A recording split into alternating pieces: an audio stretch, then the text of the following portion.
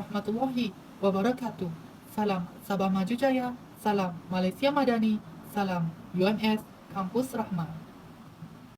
Pada hari ini, saya Zul Azman bin Jonin, nombor matriks BA 23110352, ingin berkongsikan tentang adat dan ritual kematian masyarakat Kadazan di Sabah sebelum, semasa dan selepas kematian. Tanpa berlengah-lengahkan masa lagi, kita beralih kepada rakan saya yang pertama yang akan berkongsikan tentang latar belakang masyarakat Kadazan di Sabah.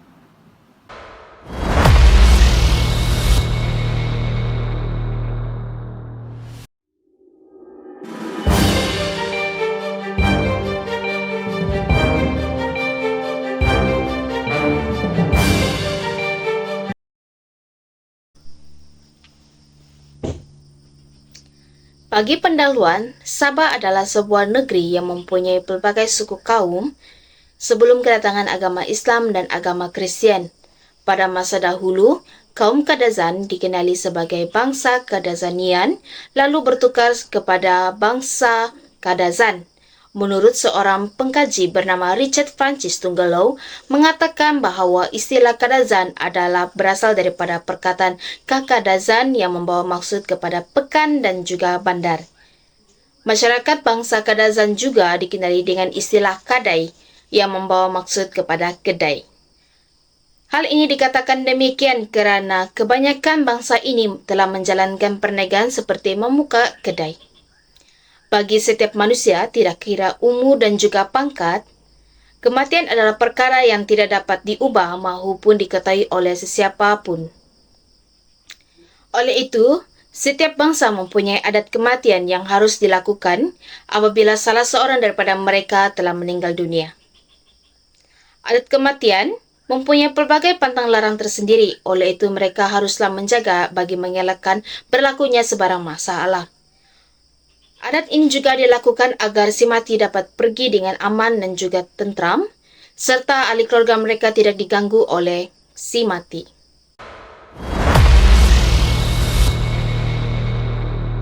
Seterusnya, rakan saya yang kedua yang akan berkongsikan tentang objektif kajian kami dalam kajian ini.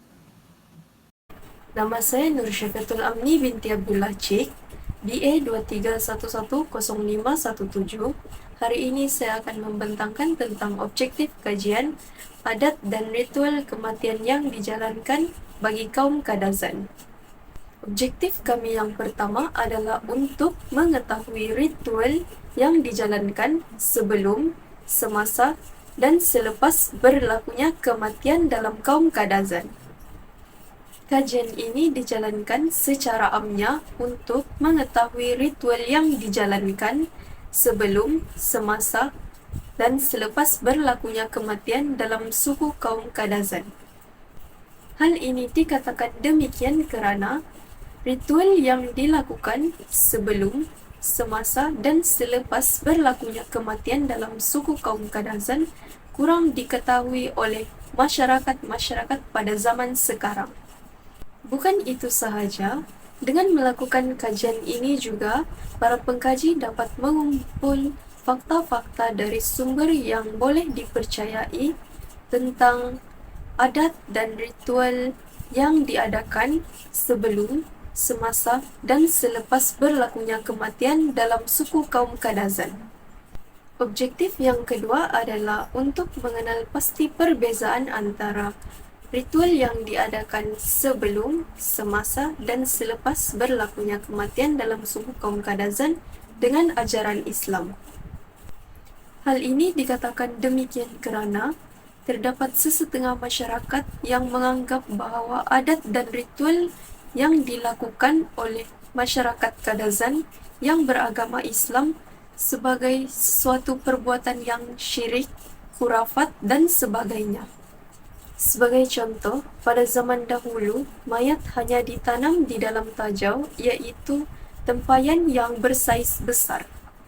Pada zaman moden pula, keluarga si mati akan mengadakan upacara momisok pada hari ke-6 selepas kematian.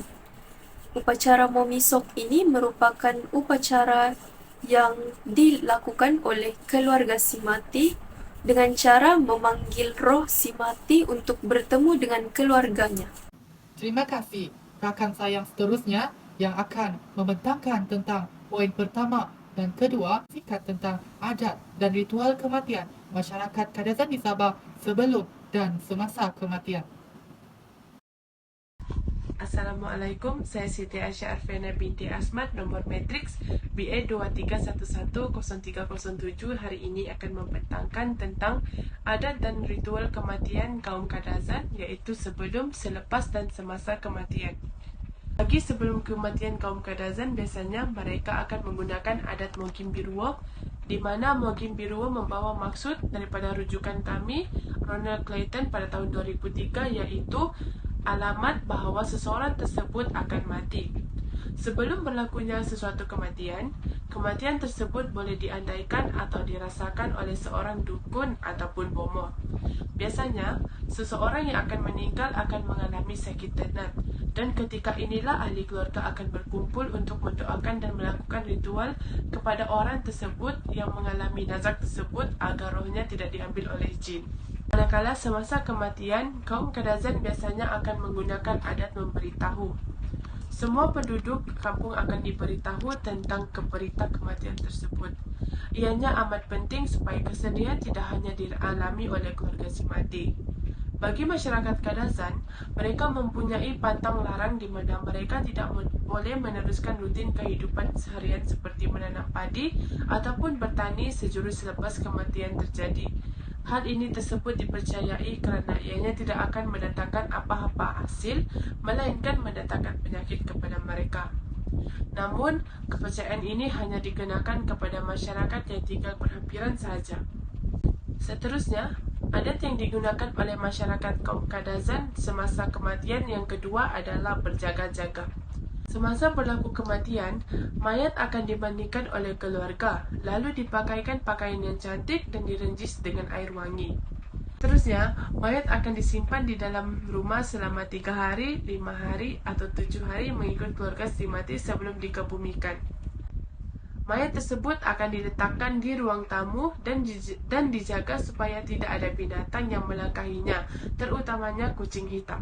Untuk berjaga adalah untuk mengawasi iblis atau jin yang akan menyerupai burung besar yang digelar sebagai pendaatan. Kaum Kadazan percaya bahawa burung tersebut akan menerbangkan mayat. Untuk mengelak daripada serangan burung tersebut, pakaian akan disangkut di keliling mayat untuk menggelirukan burung tersebut. Ahli keluarga yang menjaga mayat haruslah menjaga tingkah laku seperti mengelakkan berbuat bunyi bising dan seharusnya menjaga percakapan mereka dengan tidak bercakap perkara yang kasar. Paluan gong dengan irama gendang Surabaya dipalu 3 kali dalam sehari, iaitu semasa matahari terbit, matahari terbenam dan pada waktu tengah malam. Adat yang ketiga yang digunakan semasa kematian kaum Kadazan adalah adat Moginupus. Moginupus dalam bahasa Kadazan bermaksud simpati terhadap si mati. Masa ini keluarga akan menangis sekuat hati sebagai tanda simpati terhadap si mati. Gong dan gendang akan dipukul oleh ahli keluarga sebagai tanda marah terhadap iblis ataupun jin yang telah menyebabkan kematian. Bagi keluarga kaya yang berkemampuan, kerbau akan disembelih pada hari pengebumian sebagai penghormatan terakhir. Seterusnya, saya akan berkongsikan tentang proses pengebumian dan selepas kematian. Di dalam proses pengebumian, pada umumnya, masyarakat kaum Kadazan mengamalkan kepercayaan animisme atau pagan dalam kehidupan mereka. Hal ini kerana banyak unsur-unsur animisme yang diamalkan atau diterapkan di dalam kehidupan mereka. Seiring berjalannya waktu dengan kedatangan agama Kristian telah mengubah kepercayaan dan cara hidup kaum Kadazan di Sabah. Setelah aktiviti berjaga-jaga dilaksanakan, mayat akan dibungkus menggunakan kain dan diikat pada tiang agar memudahkan dan meringankan beban apabila diangkat untuk dihantar ke kawasan tanah perkuburan. Mayat pula akan diangkat atau diusung menggunakan keranda atau tajau yang disertakan dengan bunyi-bunyian paluan gong, gendang dan semua alat muzik tradisional yang lain. Hal ini bertujuan adalah untuk menakut-nakutkan jin atau syaitan daripada memasuki badan si mati. Bagi masyarakat Kadazan, apabila mayat diletakkan di dalam tajau yang digunakan hendaklah bersaiz besar dan sesuai dengan si mati. Selain itu, tajau yang digunakan haruslah diukir terlebih dahulu dengan cantik sebelum ianya digunakan. Ada segelintir masyarakat Kadazan yang tidak menanam tajau bagi tujuan untuk menanti anti ahli keluarga yang tinggal jauh untuk memberi penghormatan kali terakhir, dan ada juga masyarakat Kadazan yang terus menanam tajau ke dalam kubur. Setelah sampai ke kawasan tanah perkuburan, di sana terdapat seorang warga tua yang akan menanti mayat di dalam liang lahat atau liang kubur. Orang tua ini akan dihaskan untuk melakukan ritual atau jampi di dalam liang kubur bagi tujuan mengelakkan semangat orang yang hadir pada hari kepenguburan tidak tertinggal di dalam liang kubur. Berdasarkan kepercayaan mereka, liang kubur akan disapu dengan daun pina yang bertujuan untuk mengelakkan semangat orang yang hadir pada hari penguburan tidak tertinggal di dalam liang kubur. Selepas saja selesai penguburan, sebuah pondok kecil yang beratap daun atau zinc berdindingkan papan telat yang telah diukir dengan cantik akan mula dibina oleh penduduk atau ahli keluarga.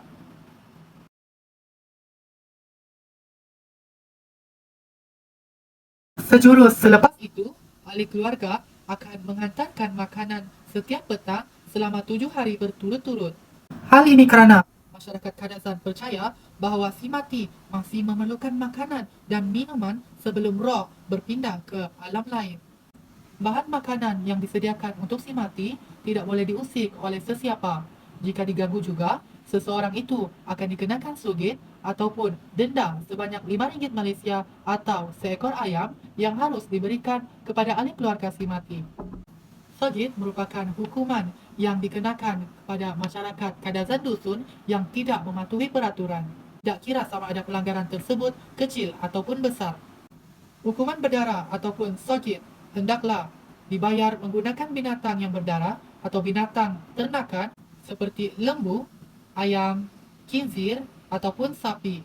Bukan itu saja, menurut kepercayaan Kadazan, sekiranya masa pengkebumian dilakukan pada hari hujan, ianya memberi petanda bahawa si mati berada dalam kesedihan kerana meninggalkan ahli keluarganya. Diibaratkan sebagai hujan yang turun mengalir dengan derasnya itu merupakan air mata daripada si mati. Akan tetapi, jika sebaliknya, iaitu semasa proses pengubumian dijalankan dalam keadaan panas terik, hal ini bermakna si mati akan mendapat kebahagiaan kelak. Kita beralih kepada subtopik yang seterusnya, iaitu selepas pengubumian. Setelah majlis pengubumian selesai dijalankan, ahli keluarga si mati wajib menghadiahi mereka yang membantu menguruskan urusan pengubumian. Di sini, ahli keluarga si mati hendaklah memberikan mereka mungkin sehelai sapu tangan atau 2 lembar benang merah.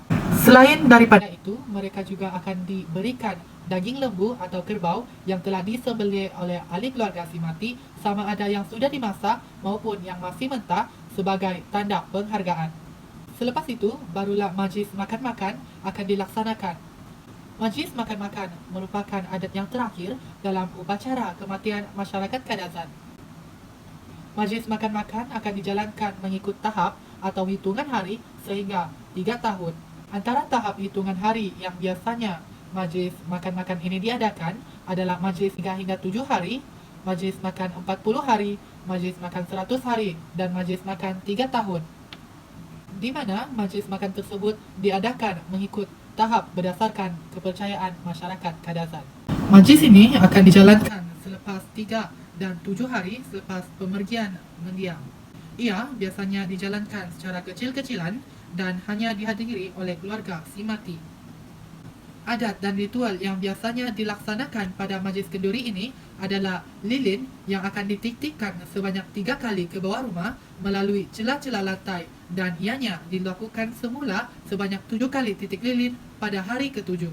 Menu makanan pada majlis kenduri ini pula hanya makanan harian yang disediakan pada kenduri ini dan tidak mempunyai sebarang makanan yang istimewa. Terusnya, majlis makan atau kenduri 40 hari akan diadakan selepas 40 hari pemergian mendiang. Kenduri ini diadakan secara besar-besaran dan wakil ahli keluarga iaitu anak lelaki daripada si mendiang akan pergi ke kubur bagi tujuan menjemput si mati untuk turut serta dalam kenduri. Mereka boleh menjamu selera sejurus selepas anak lelaki tersebut pulang ke rumah. Makanan yang dihidangkan adalah makanan harian seperti nasi, ayam, ikan, minuman, dan kuih-muih tradisi. Kenduri ini akan dimeriahkan dengan alunan musik tradisi seperti kulintangan, gendang, dan gong. Anak si mati akan menarikan tarian sumazau sambil mengelilingi hidangan yang disediakan mengikut usia mereka. Dan diikuti dengan cucu cicit si mati dan saudara mara. Hidangan pula boleh dijamu oleh para tetamu sejurus selepas tarian sumazau ditarikan. Ia ialah majlis makan 100 hari. Majlis ini akan diadakan bertujuan untuk merasmikan pertukaran pakaian putih atau hitam yang dipakai oleh ahli keluarga si mati semasa berkabung kepada pakaian biasa. Mereka mempercayai bahawa segala kotoran atau bala atau semangat roh si mati yang terlekat pada tubuh badan mereka akan hilang.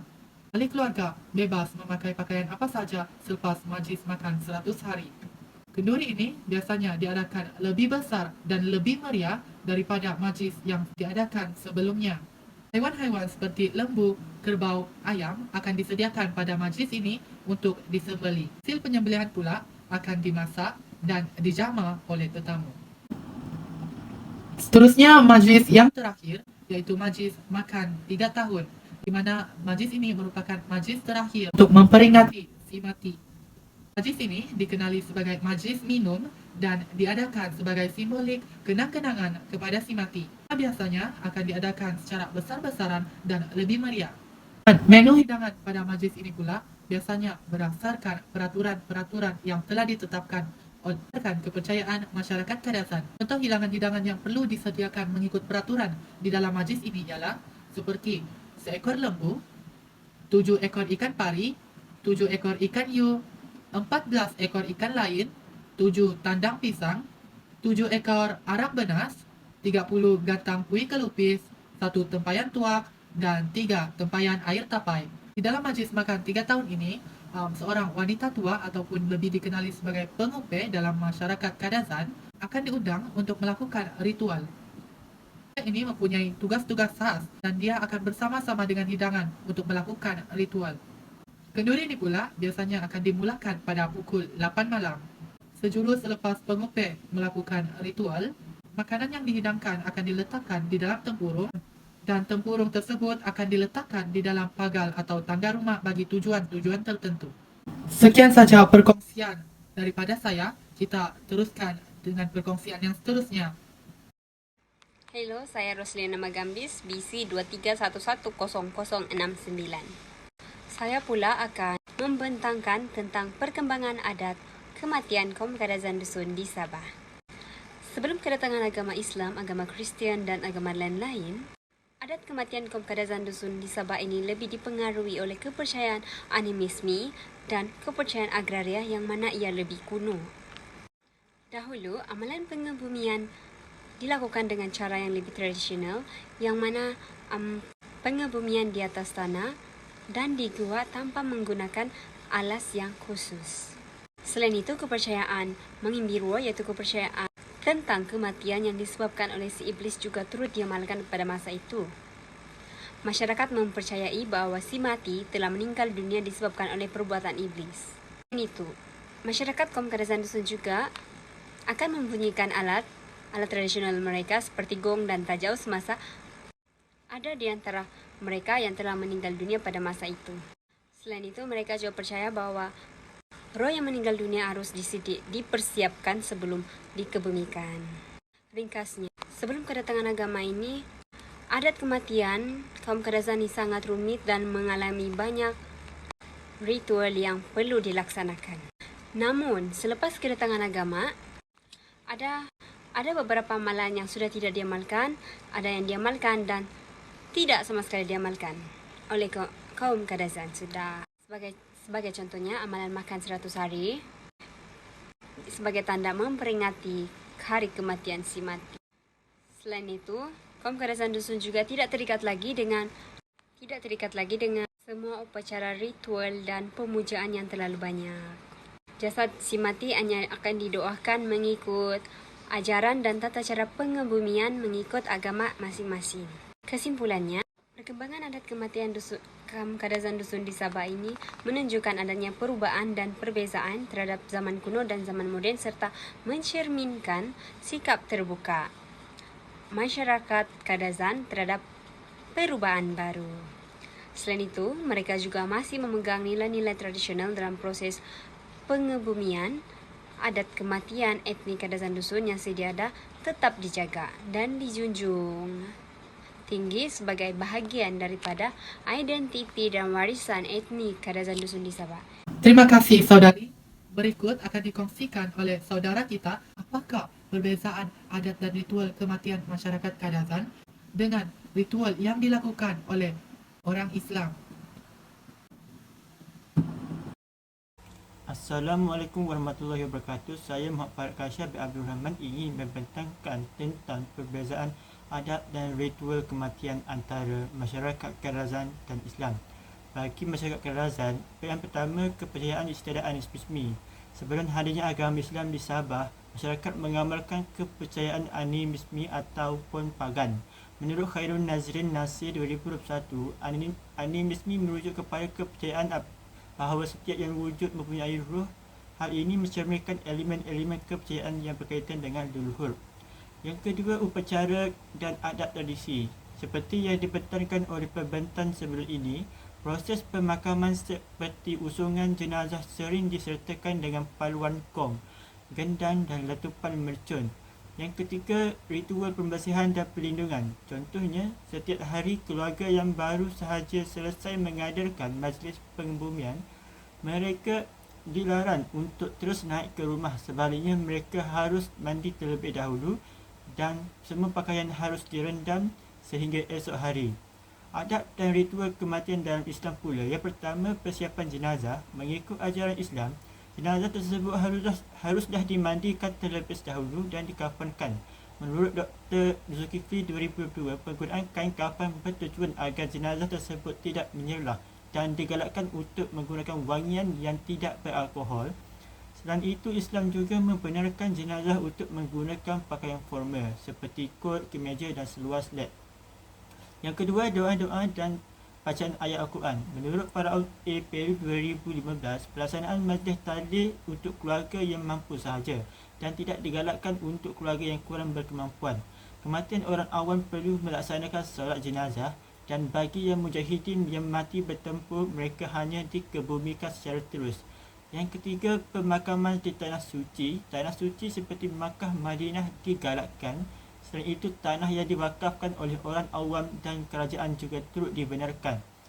Tanah perkuburan tersebut haruslah diselaraskan dengan arah kiblat. Yang keempat, periode berkabun. Menurut Islam, periode berkabun ialah menerima takdir, iaitu qadar dan qadar.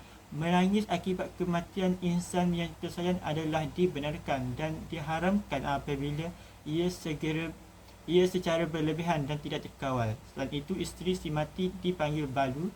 Dalam Al-Quran mengatakan bahawa tempoh berkabun untuk seorang balu dipanjangkan selama 4 bulan dan 10 hari.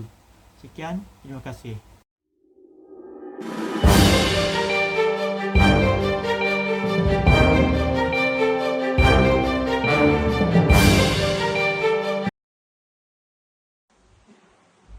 Assalamualaikum dan selamat pagi.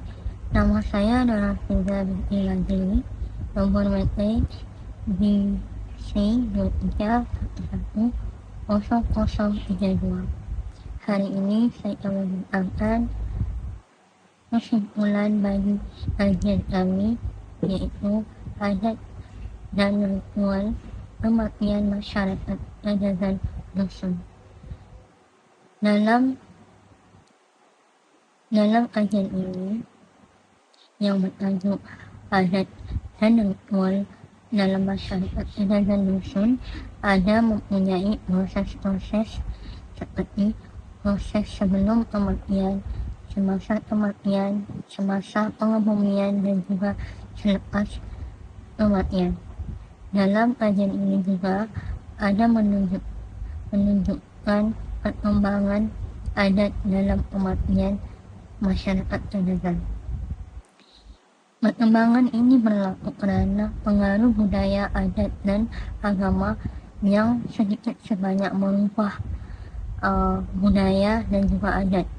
Contohnya perubahan dalam cara tradisional iaitu pengebumian dalam gua tanpa menggunakan alat-alat khusus untuk menggali tidak lagi diamalkan pada masa kini kerana adanya pengaruh agama Kristian dan juga Islam. Jadi jelaslah dengan kajian ini menunjukkan perubahan dan juga perkembangan dalam adat kematian masyarakat Kadazan. Namun begitu mereka masih patuh kepada pantang larang dan juga tidak mengubah asal dan juga adat ritual semasa pengebumian berlaku. Dengan seiringnya perkembangan itu, masyarakat Kadazan dusun dapat mencerminkan sikap keterbukaan mereka dan juga memegang nilai-nilai tradisional dalam adat dan juga ritual semasa kematian. Itu sahaja dari saya. Terima kasih. Sekian saja perkongsian kami pada hari ini. Terima kasih kerana sudi mendengar. Semoga apa yang dikongsikan oleh kami hari ini dapat menambah sedikit sebanyak ilmu pengetahuan kepada rakan-rakan. Sekian, wabillahi taufik wal hidayah. Wassalamualaikum warahmatullahi wabarakatuh.